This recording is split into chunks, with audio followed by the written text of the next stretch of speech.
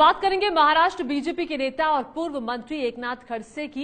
एकनाथ खड़से का underworld don Dawood Ibrahim से कथित कनेक्शन निकालने वाला खुद फंस गया। एथिकल हैकर मनीष भंगाले पर फर्जी टेलीफोन बिल बनाकर खड़से को फंसाने का आरोप लगा है।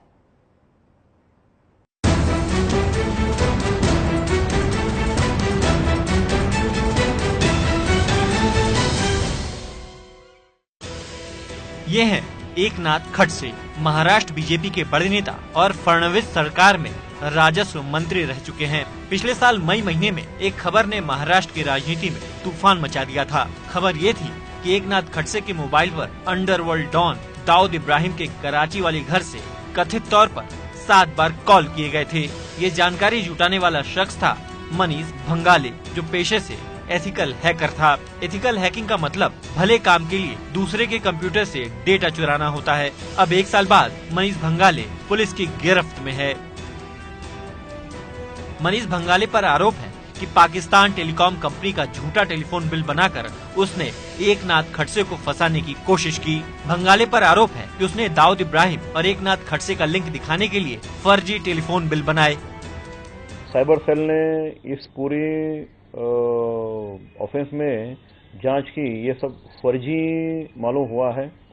उसके तहत 468, 471 आईपीसी एक्ट और आईटी एक्ट सेक्शन 66D के तहत ऑफेंस रजिस्टर किया है।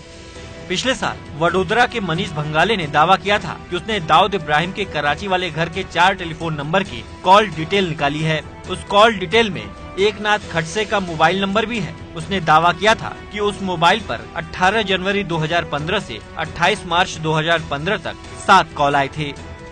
हालांकि तब खड़से ने इन आरोपों को खारिज किया था। यहाँ तक कि मुंबई पुलिस ने भी क्लीन चिट दे दी थी। हालांकि इन आरोपों के अलावा खड़से पर जमीन घोटाले का भी आरोप लगा था, जिसकी वजह से उन्होंने पिछले साल जून में मंत्रिमंडल से इस्तीफा भी दे दिया था। मनीष भंगाले को पुलिस ने मुंबई के किला कोर्ट में पेश किया, जहाँ पर उसे 6 अप्रैल तक पुलिस हिरासत में भेज दिया गया।